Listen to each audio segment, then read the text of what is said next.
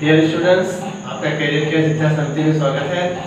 जो मैंने पिछले क्लास में क्लास 11 के लिए स्टार्ट किया था रासायनिक संयोग के नियम में, उस पर मैंने द्रव्यमान घर्षण का नियम और उस पर आधारित थोड़ा सवाल बता दिए थे। आज क्या है, उसका दूसरा नियम देखने जा रहे हैं, स्थिर अनुपात का नियम, लॉ ऑफ कांस्टेंट प्रोपोर्शन की बात करेंगे। ये मेरा स्थिर अनुपात का नियम होता क्या है, नाम से लग रहा है कि जो भी इसमें एलिमेंट होंगे, जो तत्व होंगे, वो आपस में क्या करेंगे, एक स्थिर अनुपात दिखाएंगे। मतलब उनकी जो रेशियो होगी वो फिक्स होगी। जो अनुपात की बात करेंगे वहाँ पे अनुपात की क्या होती है, फिक्स होती है। अगर इसमें देखा जाए, बोलेंगे कि सर्वप्रथम इनकी जो खोज किया था प्राउस्ट ने किया था, इनकी बात करेंगे। जो साइंटिस्ट की बात करेंगे, स्थिर अनुपात के को प्राउस्ट ने खोज किया था। इनका प्राउस्ट ने खोज किया था 1799 ईस्वी में। प्राउस्ट ने इसको खोज किया था 1799 ईस्वी में। अगर स्थिर अनुपात की बात करेंगे तो बोलेंगे इनके द्वारा किसी भी यौगिक को चाहे जिस विधि द्वारा प्राप्त करें, ध्यान सुनिएगा, मैंने क्या कहा कि इनके द्वारा किसी भी यौगिक को चाहे जिस विधि द्वारा प्राप्त करे, इनका जो यौगिकों में तत्व होंगे उनका अनुपात सदैव स्थिर रहता है। उसे क्या कहते हैं, स्थिर अनुपात का नियम कहते हैं।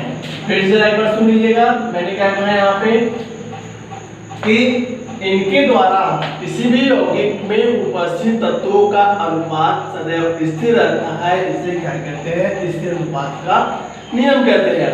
जैसे आपको बात किया, मैंने कहा इनको चाहे जिस विधि द्वारा प्राप्त करेंगे, इनका अनुपात सदैव एक नियत आएगा। एग्जाम्पल के आपके सामने बात करेंगे। जैसे हमने क्या कर लिया, हमने यहाँ पे वाटर ले लिया, जल ले लिया। जब वाटर और जल ले लिया तो उसमें क्या देखा मैंने, इसमें देखा गया कि हाइड्रोजन की बात करेंगे, हाइड्रोजन का परमाणु भार 1 होता है, 2 हाइड्रोजन है, 2 हो गया। संबंधित रेशियो की बात करेंगे, यहाँ पे ऑक्सीजन का परमाणु भार क्या होता है, 16 होता है।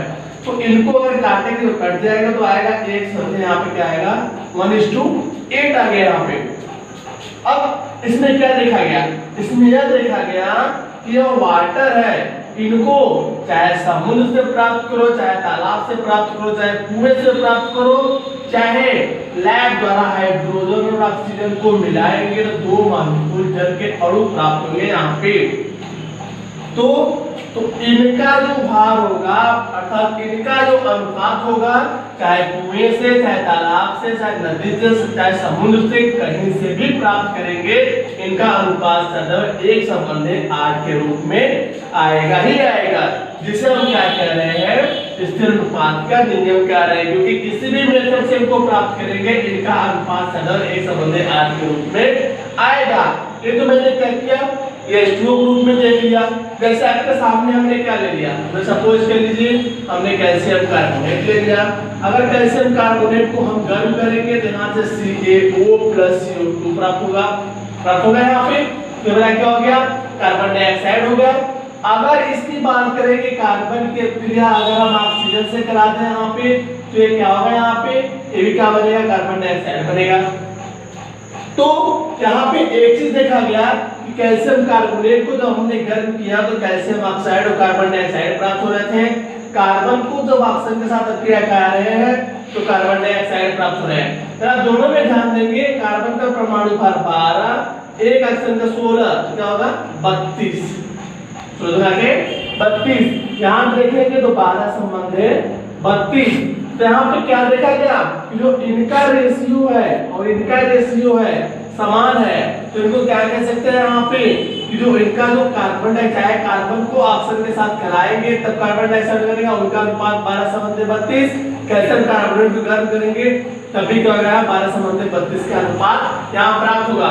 जो हमारा ये दिखाता है कि किसी भी यौगिक को चाहे जिस विधि द्वारा प्राप्त करे, उनका अनुपात सदैव स्थिर रहता है।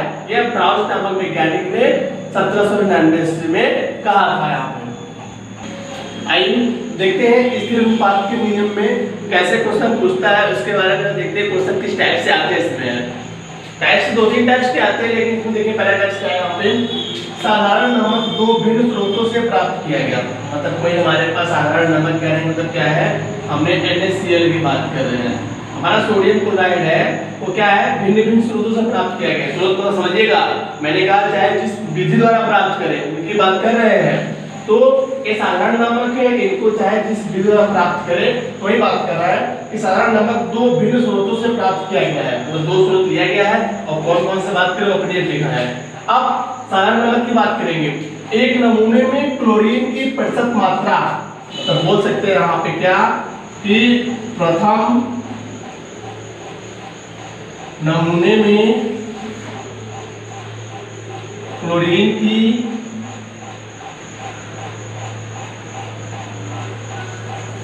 प्रतिशत मात्रा दिया है 60.75%। ये क्या दिया है कि पहला जो नमूना हमें परसेंटेज मेरा दे दिया है। अगर आगे देखिए क्वेश्चन क्या कह रहा है, दूसरे नमूने में 3.88 ग्राम क्लोरीन 6.4 ग्राम नमक में पाई गई, मतलब 6.4 ग्राम NaCl नमक में से 3.88 ग्राम क्लोरीन पाया गया। तो सिद्ध कीजिए कि ये आंकड़े स्थिर अनुपात के नियम की पुष्टि कर रहे थे।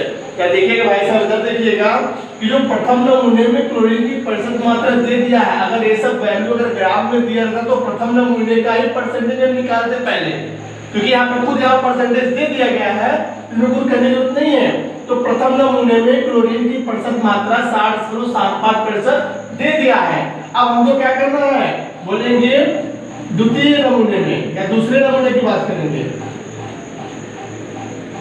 दूसरे नमूने में अब क्या बोलेंगे 6.4 ग्राम NaCl नमक में क्लोरीन की मात्रा। अब 6.4 ग्राम में क्लोरीन की मात्रा कितना दिया है यहाँ पे, 3.88 ग्राम दे दिया है। क्या दिएगा, 6.4 ग्राम सोडियम क्लोराइड NaCl में क्लोरीन की मात्रा 3.88 ग्राम यहाँ पे दे दिया है। तो कह सकते हैं कि 60.75% है, तो कह सकते हैं क्या 100 ग्राम NaCl की बात करेंगे यहाँ पे सोडियम क्लोराइड में जो हमारी क्लोरीन की मात्रा होगी, या इनको ऐसे कह सकते हैं पहला कि यहाँ से 1 ग्राम लेंगे, टोटल जाएगा क्या 3.88 बटे 6.4।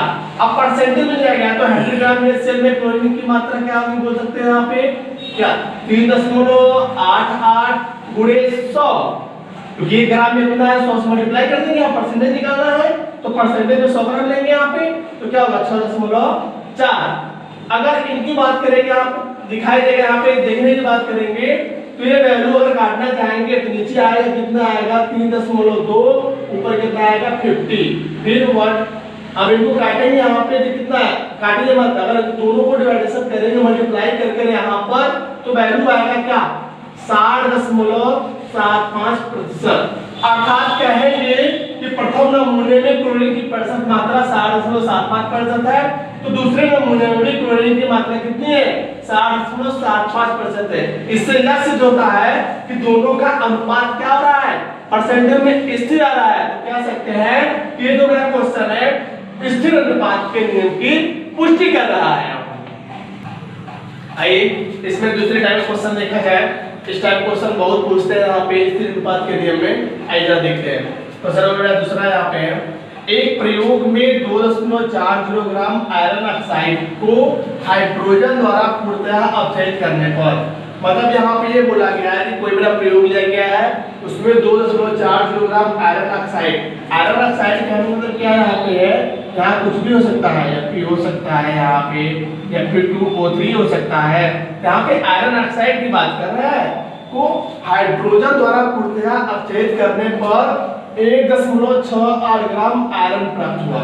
मतलब इनमें हाइड्रोजन द्वारा अपचयित करेंगे तो जलने के बाहर निकल जाएगा, तो आयरन की जो यहाँ पे मात्रा होगी टोटल बोला है 1.68 ग्राम यहाँ पे क्या हो गया मेरा आयरन प्राप्त हुआ यहाँ पे।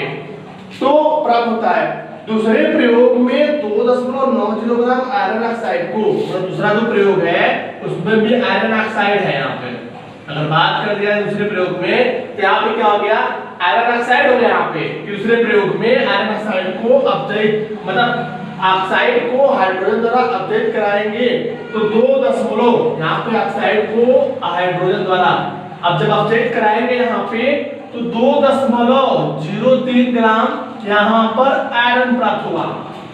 तो इन प्रयोगों के परिणामों में स्थिर अनुपात के नियम की पुष्टि कीजिए। मतलब जो इन प्रयोगों द्वारा प्राप्त, चाहे प्रथम प्रयोग हो चाहे द्वितीय प्रयोग हो, अगर प्रथम और द्वितीय प्रयोग की बात करेंगे तो इनके द्वारा क्या होगा, हमको बोला गया है कि यह स्थिर अनुपात के नियम की पुष्टि करता है कि नहीं करता है। आप प्रथम प्रयोग 2 प्रयोग लगाएंगे, प्रथम प्रयोग द्वितीय प्रयोग निकालकर दोनों का परसेंटेज निकालेंगे। अगर परसेंटेज निकल जाएगा, बराबर आ जाएगा तो कहेंगे क्या है, इसे अनुपात के नियम की पुष्टि करेगा। आप लोग इस क्वेश्चन को घर पर स्वयं लगाइएगा और इस टाइप क्वेश्चन बुक में देखिएगा। बुक में बहुत सारे क्वेश्चन में दिए गए हैं, आप इनको क्या करेंगे, अरे लगा लेंगे। आज के लिए धन्यवाद।